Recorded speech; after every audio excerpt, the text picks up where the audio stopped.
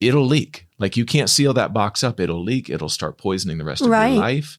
And I think for you, what I appreciated about those episodes with Angie is it was you processing what you went through and allowing us to kind of see what that looks like. Warning. The podcast you're about to listen to may contain graphic descriptions of violent assaults, murder, and adult language. Listener discretion is advised. Welcome to the Murder Police Podcast. Episode 0. Who are Wendy and David? Part 2 of 2.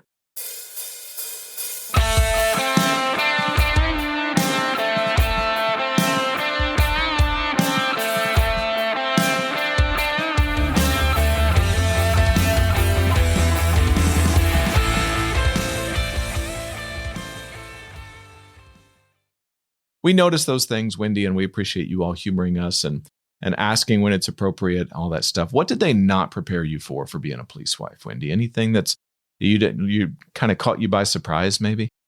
No, not really that caught me by surprise. I guess because I knew enough of it, having gone through the academy, so I wasn't totally surprised. Aside of when he went back into as a commander, I don't know if you're a commander or a lieutenant, when you went back up to the homicide and special victims unit, he ran that for a while. He was a commander. And we weren't yet married at that point when he was up there. But you know what? When I was over at his house for the weekend or something like that, the phone would go off constantly. And it might go off and an hour later go off again.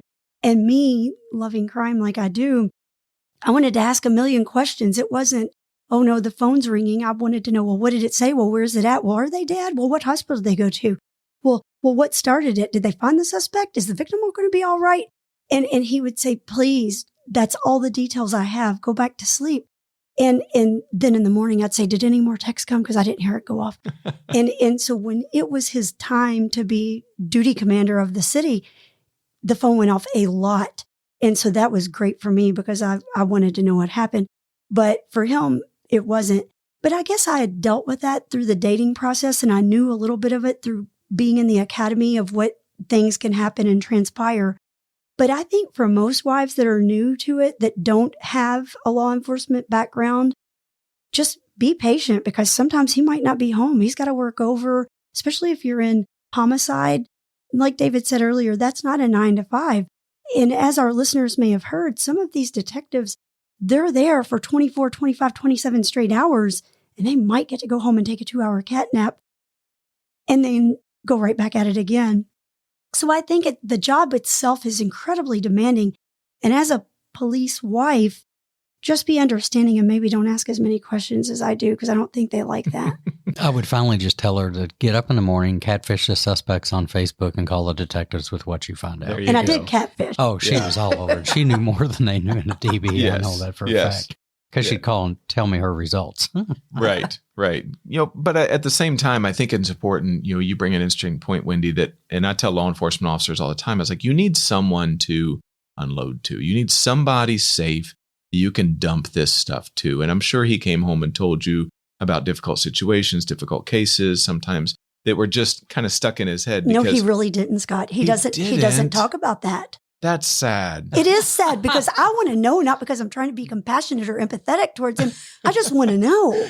But David really doesn't. He doesn't talk about it. Okay. I'm the talker in the marriage, and I love sharing details and I love getting details. But David's kind of closed off with that stuff. It's because I'm an introvert. He's not an introvert. He just doesn't, whether it's maybe he doesn't want to relive it. Maybe he doesn't want to talk about it. Mm-hmm. Maybe he just wants to kind of suppress that. I don't know.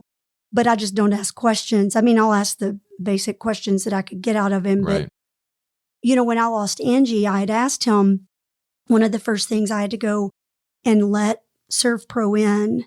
And that was really horrific, that scene in her house. And then I had gone and seen her at the corner to pay my respects with her. And I asked him, that scene in the home, how do you unsee that? And he said, you just don't. Mm-hmm. And that's as much detail as I got from him on that. And he later said, for him, he just can't talk about that stuff because it's difficult. And so I just didn't ask him any more about it because I'm figuring, I saw it from my best friend. Not that it would be easier seeing it from someone that you don't know multiple times, but I think it was different when, in that podcast, as I explained, I went through that whole horrid relationship that she had been through. So I think it hit closer to home for me because of who she was and what she had endured. But David doesn't open up about that stuff. Well, I mean, to be fair, there is a part of our brain that turns off in scenes like that, like the emotional side of our brain. It's a survival function. It's just how you get through it.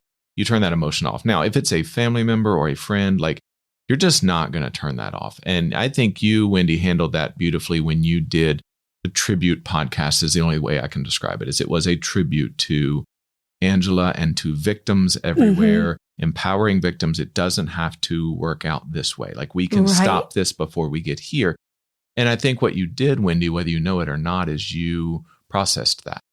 Yeah. You processed that for all of us to hear. You got it out because there's some misconception in law enforcement there where we can just put the lid on this case, slide it back on the shelf, and it never bother us again. And if you don't process it with somebody, David probably went back to the detective bureau and talked about it with the officers and kind of processed that way. It'll leak. Like you can't seal that box up. It'll leak. It'll start poisoning the rest of your life. And I think for you, what I appreciated about those episodes with Angie is it was you processing what you went through and allowing us to kind of see what that looks like. Yeah, I think because most people, fortunately, don't have to or haven't had that misfortune of having seen that. And I think for me, because David always says I'm such a linear thinker, as bad as that was, I needed that because I couldn't accept that had happened to her. But, my intuition was on such high point. As soon as someone posted on our little What's Happening in Nicholasville page on Facebook, I knew. And I went into the office. He was working on something on the computer. And I said, I know. I just know this is her. And no name was released. It's all it said is they heard shots fired. And I knew as soon as I saw that it was her. And of course I was correct. But it does help to talk about it. And I would say, your original question about the police wife, what that entails, maybe don't ask as many questions as you'd love to know because maybe some people don't want to share that. Reliving that sometimes is very hard. Even if it's not anybody that they knew, it really takes a toll on your body having seen that and seeing it day in and day out. I don't really think I could do that. Yeah. And make no mistake, police wives serve as well. Like it is, yes, it's a calling. It is a service because you all support, I say police wives, affectionately as police husbands as well, police spouses, police significant others. Like they support the law enforcement officer to do their job. To be a safe space to come home to means a lot. To provide a safe space for us to kind of unplug our brains from a hard day at work. And you guys don't get the answers you deserve a lot of times, and you still love us anyways. So it's a calling, and we appreciate you all for that. Well, for thank sure. you. And if you're a crime enthusiast, it's icing on the cake because then you might get some goods on what just happened. There you awesome. go. I love that part. Yeah, that's true. Hey, Murder Police Podcast fans. The Murder Police Podcast now has its own merch and swag store. Go to themurderpolicepodcast.com and click the Murder Police merch store button now.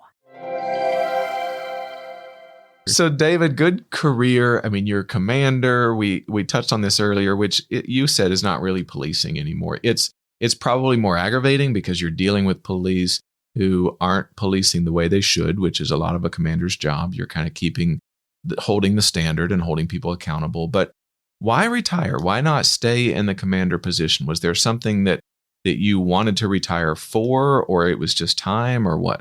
Well, a couple years out, I had come up with a feeling. They always say that this job will let you know when it's about time. It's a very true thing.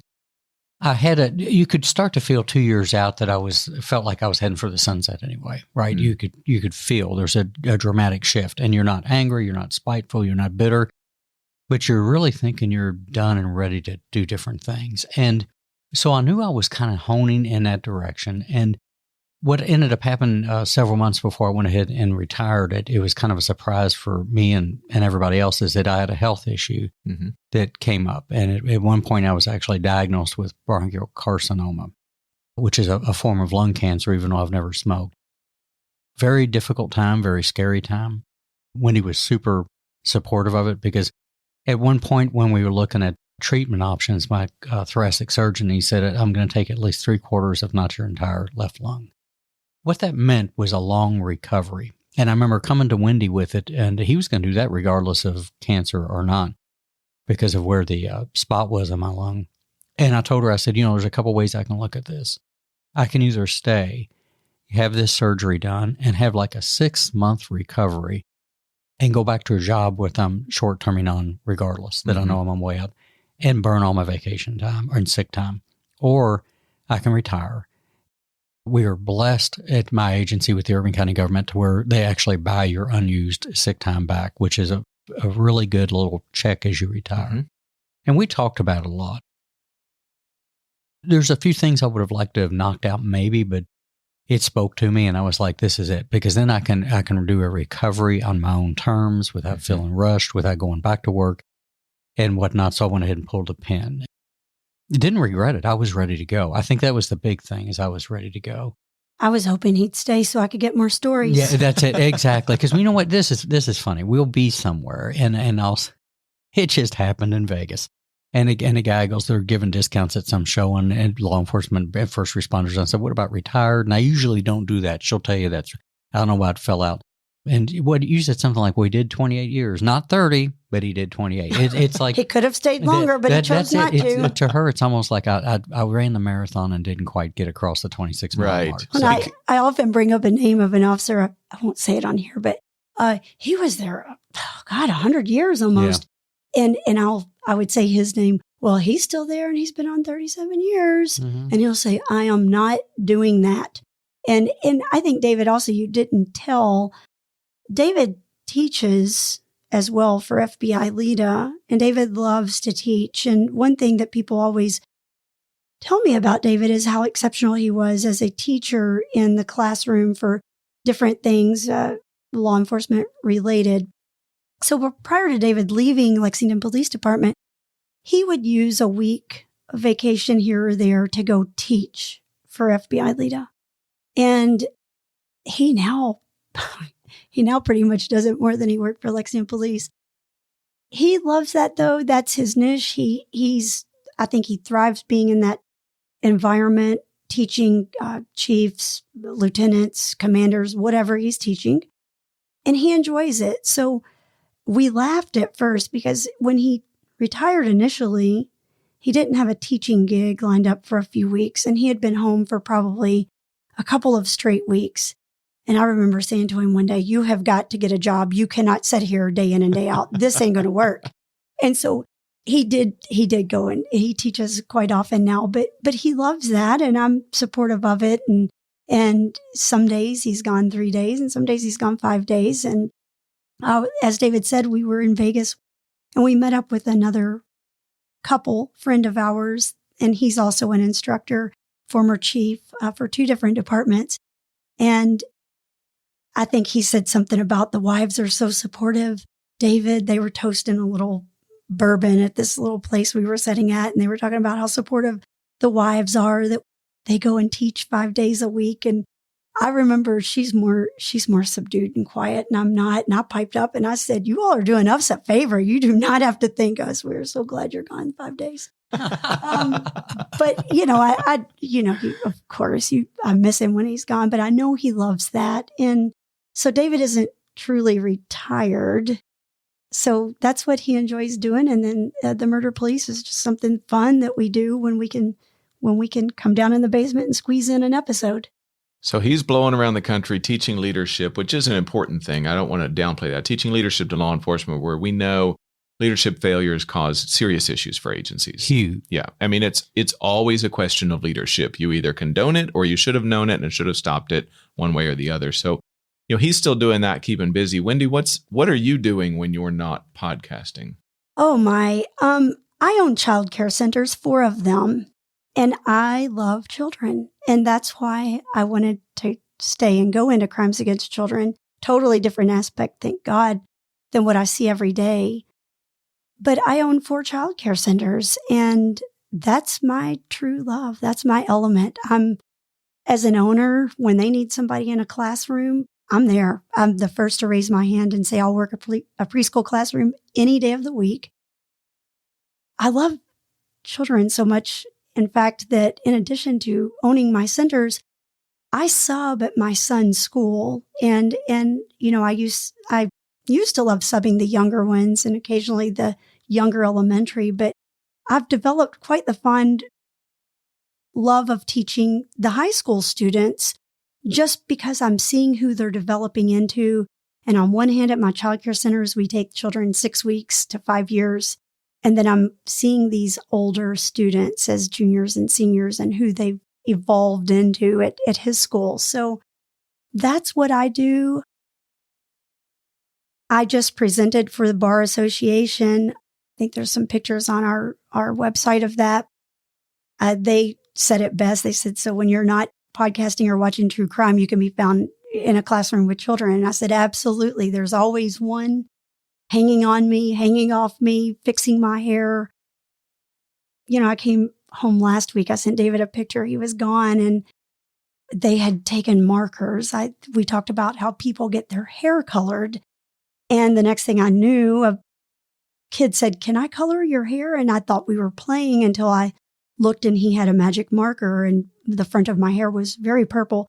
And so I sent that to David. But, it's a true love of what I do. And that's a side of true crime is my heart and passion is working with children. Yeah. That's a real job, Scott. I mean, I always joke with people that there's real jobs out there and policing is so fun. 28 years of fun. I couldn't do what she does. I'm risk averse. I couldn't be in that industry. And when I'm on the phone with her and she's there, I don't stay on the phone long because it really, when they're screaming in the background, it sounds like cellophane getting crumpled into the mouthpiece of the phone. And it drives me nuts. I'm like, I don't know how she does it. So hats off to her because you and I just didn't. I always leave places like that. And my standard response is some people actually work for a living. That's what I would say. Exactly. Because what I did never really felt like work and what I do today doesn't feel like work. No. But as if that's not busy enough. I mean, training leaders across the country, raising the next generation of kids, 4 child care centers at a time. You guys also farm. Like you're on the Murder Police farm here. I mean, there's animals here. Talk a little bit about what that looks like. Oh, that's just fun. My dream, I guess you could say, was always, and maybe it's because I'm not much of a neighborly type. God, that sounds horrible. But, when you hear kids all day long and it's loud, the last thing you want to do is come home and hear more noise. Because David's right. It is very loud. It's like that for 12 hours a day. Somebody's always crying. Somebody's mad. Somebody's biting. Somebody's peed their pants. It's all day. So when I come home, the last thing I want is noise. I just want to unwind with some hot tea, maybe even a glass of wine on occasion, watching my show. My dream was always to find a small farm, nothing huge, but I wanted something manageable and I wanted miniature horses. And I'd always told him that. And I remember in our dating, I had been looking for many places and I would call him. And, when I thought I could maybe rope him into marriage before 5 years, I'd say, hey, I found this place. And, I was thinking I could lure him in with like a nice farm because I knew he didn't like neighbors either. I would find it and it would have a pool. And I didn't want a pool because I've got a son and I didn't want to have that worry of something happening. Or it wouldn't have the fencing. And then I'm thinking, well, then I can't get horses unless I fence. Or I desperately wanted a basement. It wouldn't have a basement. So there was always something. And I called him one day and I said, I found the perfect spot. You've got to come look at it. And it was where we are. It's in Nicholasville, Kentucky. And this is just outside of Lexington, Kentucky. And it's just a delightful town. The people here, they're just really good people. Our farm is 6 acres, right at 6 acres. We do have 4 miniature horses. And we have 6 chickens and a small garden. And that's it. The mini horses are fun. And most of those are through rescues, which makes it even more. And you've met them. They have incredible personalities. And I think the thing I found out is it was interesting is she had always talked about getting them, but I always joked that I didn't know she'd get them like the first 2 weeks after she closed on the house. And it was like, so I got a really nice laser miter saw and a cordless pass load nail gun because living on the farm with wood fences, you got to have those things. But they're a joy. They're like big dogs. And that's one thing we were talking about. We've got to start sharing more pictures of things like that on social media because they're fascinating animals. They're fascinating. Mm-hmm. I just, had visions of her though all day dealing with kids that are crying and wetting their pants and coming home and seeing David crying and wetting his pants. I mean, exactly. Give this one a break. Yeah, I mean, that's a lot, exactly. right? Yeah, exactly. I mean, but I'm sincere and I'm in it for the long game. Yeah, that's right. She signed a contract with you, right? And she's a woman of her word, thankfully. So give us a sneak peek of like what's on the horizon for Murder Police. What's upcoming? What can we expect? Whet our appetites a little bit for this upcoming season. Yeah, it's always, and one of the things I love about our mastermind group is and I can tell people if you've never engaged in one of those, you need to give it some consideration. And I would recommend joining the one we're in or another one that you might form. It's amazing. But we know that we want to do more personalized things. We want to go into more unsolves. We want to pick up the episode pace a little bit, which takes a lot of work. You know that from having a podcast yourself. But we just formed, I'm so grateful. We just this week finally formed a focus group. I've got about 34 really diehard fans, literally from around the world, that have offered to help us with decision making on where we're going. We took, I don't like to time date the episodes too much, but we just took July of 2022 off to kind of put this together. But when we launch with this episode in August, is we plan to have for the first time, making our merchandise available because it's always been exclusive at this point. And anybody that's ever given us a review and recommended us knows that we're pretty quick about sending something to them, but we're going to make that available to people. We do want to get more of the unsolved in there. We're going to try to involve the fan base a little bit more. I'd like to move into giving them opportunities to actually remotely get involved in an interview when we bring a detective in or do one. A lot of content coming. One of the things we're getting ready to do is talk to, when I'm on the road with FBI Lita, I clearly meet a lot of people. And one of the contacts I made from Santa Clara, California a few months back is a Familia DNA detective. And they just identified a woman not too long ago that had been the victim of murder 30 years ago. And they put together who she is through Familia DNA. And that's coming. We're getting ready to release that. But so we'll have merchandising. And we may go ahead at some point and move into an extra bonus type situation where for a membership fee, which will be nominal, where it is that we've got a lot of cool things that I've got in the pipeline that I want to do. Yeah. So. Nice. Well, we're excited. We're excited for the new season. We're excited to pull the curtain back here on the Murder Police Farm and talk to you guys and get to know you a little bit more. So thank you for this opportunity and for you all's willingness to kind of just answer some questions, let us into your life. We're excited. Well, I was definitely excited to have you. I remember that's why when you said that, I don't know if you had intended to do it or not, but like when you're ready to go, like you said, and I was like, you're it, tag, you're it. You had the idea you're going to do it. Before we get off here, Scott, why don't you tell our listeners what you do and a little bit about your podcast if they are looking for focus groups, or maybe some people don't know what Mastermind even is. Yeah, thank you. I appreciate that. We've got a mastermind that we meet once a week on Zoom for an hour, and we basically set goals. We hold each other accountable. I bring leadership content sometimes, bring questions sometimes that we walk through difficult parts of your business. To the problem with being an entrepreneur that I've found very quickly is that it's a lonely job. You know, when you work for yourself, there's no board of directors, there's nobody to bounce ideas off of, there's nobody to hold you accountable. And what this does is gives you a group of people who are on your side who will help you get to the next level, whatever that looks like for you. And so I'd love to talk to people about that if they want to. The podcast is the Speaking of Harvey podcast. Now, it's been on a hiatus for the last year because for the last year I've been writing a book. Yes. And the book is now turned into the publisher. So that podcast will be launching back again soon. A little bit updated, a little more communication focused, because that is really what the book is about. And that is what I do. I just help people communicate more effectively, because I get frustrated when people are not communicating their way through crisis. Can you tell us what that book is called, or are you not at liberty to discuss that yet? The book is called Silence Kills: Communication Tactics to Speak with Confidence and Build Your Influence. And it is going to be on the business bookshelf, but that doesn't mean it's only for business people. It's for people who are just tired of not speaking up, people who in my experience, especially in 2022, we're so afraid of saying the wrong thing that we end up saying nothing. We live in a cancel culture world where if you mess up and say the wrong thing, you're just canceled. And so people say nothing. What I learned as a hostage negotiator, as a public information officer, as a human, silence without rapport feels like you don't care. So you can be silent, but your family, your coworkers, your whatever are going to assume it's because you don't care.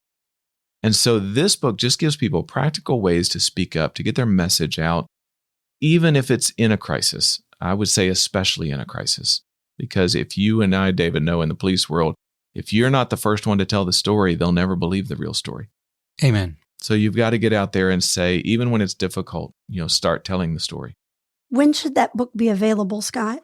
The plan right now, I should have copies in October that'll be available at silencekillsbook.com. And then they should be on store shelves in April. I'm learning in this process there is such a thing as a book release season. Did not know this. But if you release a book out of season, the bookstores want to say must be something wrong with it, or you're trying to sneak something in. So we wait until April to be a part of this season. And your mastermind focus group, is that on Facebook or a website that our listeners could reference? Yeah, if they go to speakingofharvey.com, they can click on the Contact Scott button. They can find out a little bit about the coaching, about the corporate speaking that I do, about the educational school assemblies. There's tabs for all of this stuff. So just go to speakingofharvey.com, click the tab, or you can email me at scott@speakingofharvey.com. Awesome. And David, I'm sure you're going to attach that link to our... Absolutely. Yeah. On our webpage, is listed as one of our favorite personal picks. There's a link that will always be there. And I can say, too, that when we were talking again about how we came up with a podcast, unequivocally, your show, I would be out in the back in those back acres replacing fence boards 2 years ago listening. And I'm just going to tell you that listening to you do that told me, well, we can do that, too. So I was grateful. But I think I texted you one time and said I just binged you. Yeah. Yeah, I appreciate that. Yeah. It's a podcast is something anybody can do. And I would throw writing a book in that too. And David, I know your books are coming. Right. They're in the process. And if you are an idea generator, which we are, and Wendy, I know there's a book in you too, if you ever decide to write one, and it's going to be entertaining for sure. Oh, Probably certainly would be. Yeah, it would be. It may have an explicit lyrics label on the front of it. It definitely would. Yeah, speaking of that, not to interrupt you, but I have to tell you, and I reference Angie because she was such a huge part of my life. But, we met back as 19 and 20-year-olds. We started working together, and that friendship lasted that whole time. And I remember when we worked at Lon John's corporate in the payroll department, our little cubicles, we were in the cubicle together. Back then, all the way up until she was murdered, she said, we have got to write a book, and I already have the title. And I said, what is it? Because we would call each other and talk about who pissed us off that day, or some idiotic thing that a staff member did, or a coworker did, or just somebody in Walmart or Kroger. And she said, the book's going to be called Constantly Amazed, because the things that people do blow me away. And so it's funny that you say that, because Angie always said we had to write a book about just people and how you're constantly amazed at what they do or what they don't do or why they thought they could do that. Maybe one day I'll write one in memory of Angie. Well, I will get the first autograph copy. That's for sure. Well, I will sure give it to you. Good deal. Well, thank you again. I can't thank you enough. This was an oversight on our part, just getting busy with this hobby thing of not stopping. And like I said, usually these are done like the first episode. And so we're going to call it episode 0 because of that. And hopefully the people that listen know a little bit more about me and Wendy on a personal level, and we'll make different connections based on that. But very grateful to you for the time. Yes, thank you very much, Scott, for coming. And super grateful to all those people who listen and download us on a regular basis. It truly is one of those things that obviously you can't have any followership without followers, and we have those. So thank everyone. Yeah, my pleasure. Thank you all for having me. The Murder Police podcast is hosted by Wendy and David Lyons and was created to honor the lives of crime victims, so their names are never forgotten. It is produced, recorded, and edited by David Lyons. The Murder Police podcast can be found on your favorite Apple or Android podcast platform, as well as at murderpolicepodcast.com, where you will find show notes, transcripts, information about our presenters, and a link to the official Murder Police podcast merch store, where you can purchase a huge variety of Murder Police podcast swag. We are also on Facebook, Instagram, and YouTube. which is closed caption for those that are hearing impaired. Just search for the Murder Police Podcast and you will find us. If you have enjoyed this podcast, please subscribe for more and give us 5 stars and a written review on Apple Podcasts or wherever you download your podcasts. Make sure you set your player to automatically download new episodes so you get the new ones as soon as they drop. And please tell your friends. Lock it down, Judy.